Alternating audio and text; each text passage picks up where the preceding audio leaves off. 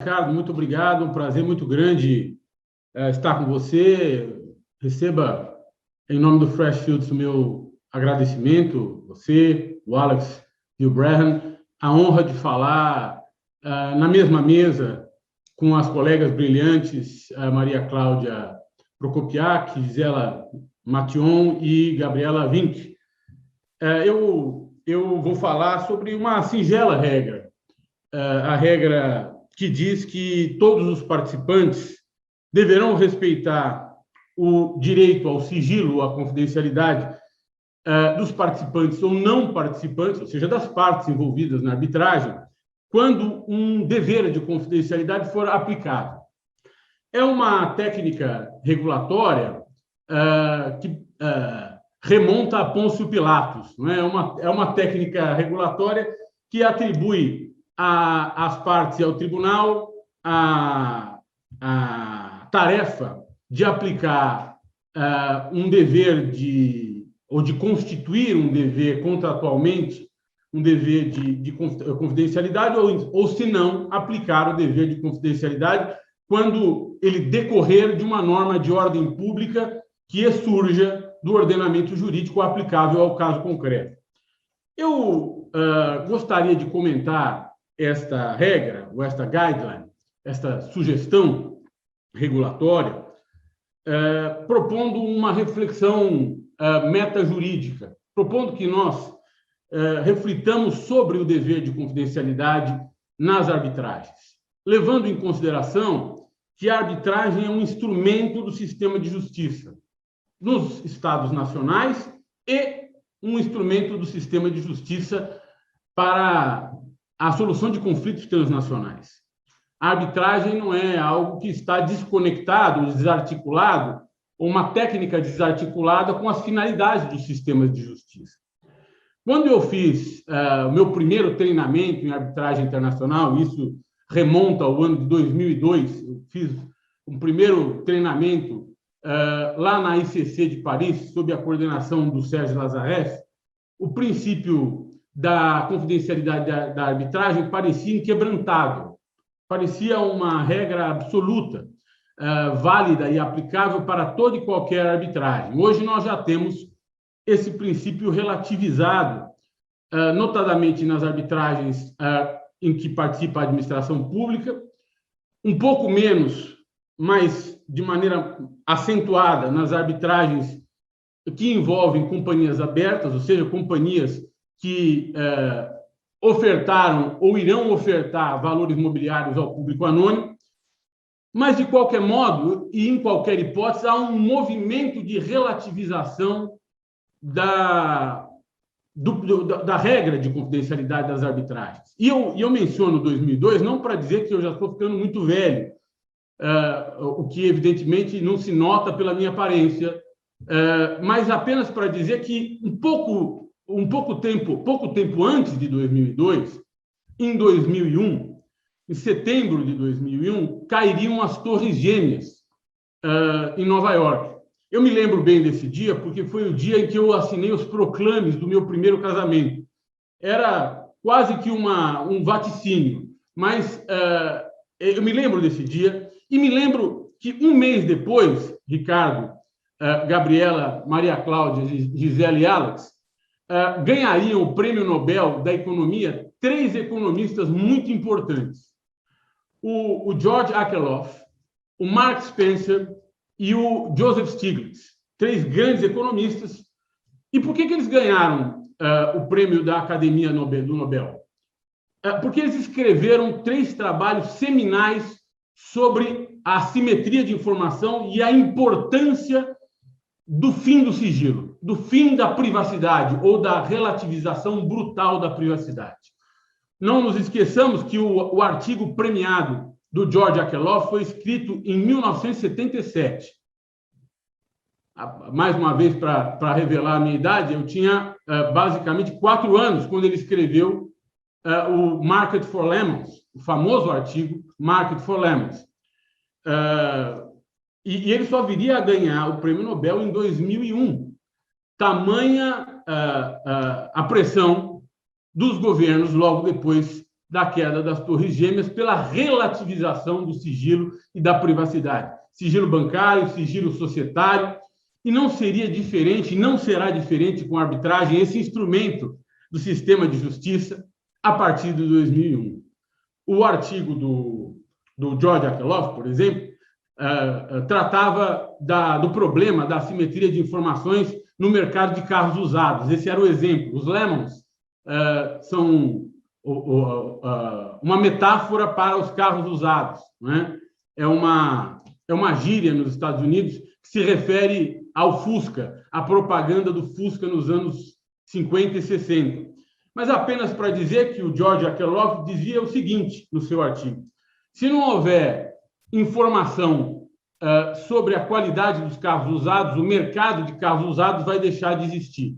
Isso foi obviamente, um mote lá em 79, 2 anos depois que ele publicou esse artigo, para a criação da Lei Magnussen, que é a lei sobre o disclosure de informação e a garantia, a lei de garantias de produtos. A arbitragem também não deixa de ser um produto no mercado de solução de controvérsias.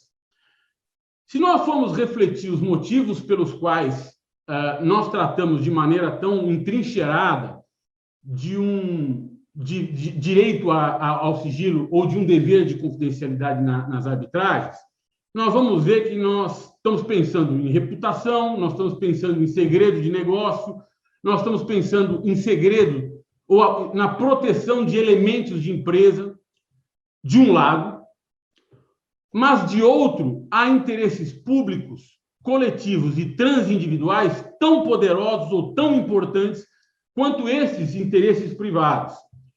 E que interesses públicos, transindividuais e coletivos serão esses? Bom, em primeiro lugar, nós devemos entender que a comunidade administrada por um tribunal arbitral desborda as partes e os envolvidos diretamente na arbitragem. Toda vez que um tribunal de arbitragem resolve um litígio, não é? Como eu disse, ele atua no sistema de justiça. Ele se afirma como instrumento de justiça no contexto do sistema de justiça. E as decisões arbitrais devem afetar e afetam, basicamente, toda a comunidade administrada, ou seja, é fundamental, é absolutamente fundamental que nós entendamos, de algum modo, como é que os tribunais arbitrais decidem, como é que os árbitros pensam,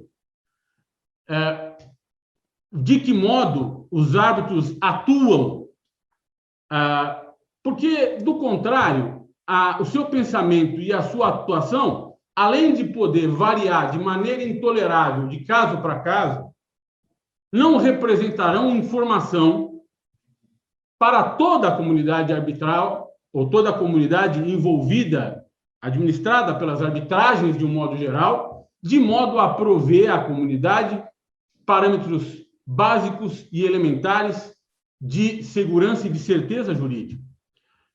Bom, isso ganha, evidentemente, outros contornos quando a gente fala de companhias abertas. Por exemplo, o Brasil é um dos únicos países em que é obrigatória, em alguns segmentos de mercados administrados pela nossa única Bolsa de Valores, a solução de conflitos por meio de arbitragem, para começo de conversa.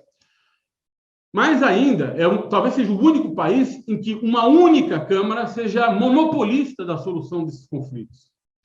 Se nós formos aos Estados Unidos, nós vamos ver que a SEC, a CVM americana, já se manifestou pelos seus diretores contrária a arbitragens entre companhias abertas ou envolvendo companhias abertas, precisamente porque, nesse contexto, não é possível exercer direito de acionista sem bem conhecer o que acontece nesses conflitos. Não é? Ou seja, é uma situação em que o sigilo se mostra muito inconveniente em todas as suas cores. A situação já foi objeto de uma reclamação perante a CVM no passado recente, e a CVM, naquele momento, pela manifestação de um dos seus diretores à época, entendeu que o fato relevante, a disciplina jurídica do fato relevante, ou seja, da divulgação de informações, seria suficiente para resolver o problema. Não é suficiente para resolver o problema. Não é? Acontecem atos processuais, atos no contexto de uma arbitragem, que são, sim, de interesse de todos os investidores atuais e potenciais de uma companhia. Eu quero saber o que acontece naquela arbitragem que é central para a precificação de um valor mobiliário, para saber se eu vou investir, se eu vou desinvestir, para saber se eu vou tomar medidas e aí por diante. Bom, com relação à administração pública, nem se fala. A administração pública está sujeita a uma disciplina da informação que está erigida a partir do princípio da informação ou da revelação máxima, envolta num sistema de exceções bastante bem disciplinado pela lei de acesso à informação e sujeito a critérios que são critérios estritos, né? Ou seja, as hipóteses de relativização do princípio de informação máxima são hipóteses previstas objetivamente na norma de ordem pública, norma cogente de ordem pública do Brasil, né? E isso acontece em tantos outros países. A lei de arbitragem, reformada a lei de arbitragem, que permitiu, pavimentou as vias necessárias para a ocorrência da arbitragem com a administração, ela trata do princípio da informação máxima e atribui publicidade a essas arbitragens com entes da administração. Todavia, ela se equivoca ao dizer que cabe ao tribunal prover essas informações. Na realidade, a lei de arbitragem, nesse aspecto, me parece inconstitucional, precisamente porque o princípio da ampla informação é um princípio constitucional, o princípio da ampla informação imposto à administração é um princípio constitucional, posto na Constituição, e quem tem o dever de informar não é o tribunal de arbitragem, mas sim o ente da administração envolvido na arbitragem. E assim será por meio dos remédios processuais constitucionais, dentre eles o habeas data, o mandado de segurança, caso a administração resista. Portanto, essa é uma discussão sobre a qual nós podemos falar por horas e horas e horas, e talvez devêssemos falar por horas e horas e horas.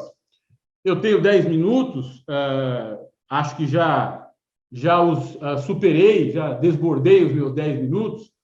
Sim, mas com prazer o escutamos, viu? Muito obrigado, Ricardo. Mas a minha fala serve apenas como uma provocação para que nós reflitamos sobre esse tema e para que o façamos no contexto de um fluxo civilizatório que, eu volto a dizer, se estrutura a partir da virada do século 20 para o 21, sobretudo a partir de 2001, com a queda das Torres Gêmeas, sobretudo a partir de 2001, a partir da premiação do Nobel da Economia em 2001, que determinaria o fim do sigilo fiscal, o fim do sigilo bancário e o fim do sigilo societário, e que, no meu modo de ver, segundo a minha humilde opinião, determinará o fim do sigilo da arbitragem e irá relativizar ainda mais as guidelines da ICAA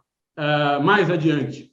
Eu acho que esse é um fluxo civilizatório inevitável que leva à supressão dos cantos escuros no planeta. Eu não sei exatamente se isso é bom em todos os seus aspectos.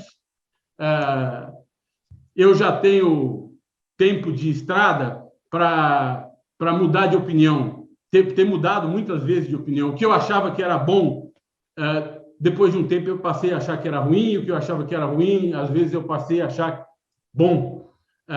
Apenas quero, talvez, se a gente tiver tempo, ouvir as colegas, ouvir você, o Alex, a esse respeito, porque me parece um tema vibrante, muito interessante, e eu trouxe apenas alguns pontos para a sua reflexão.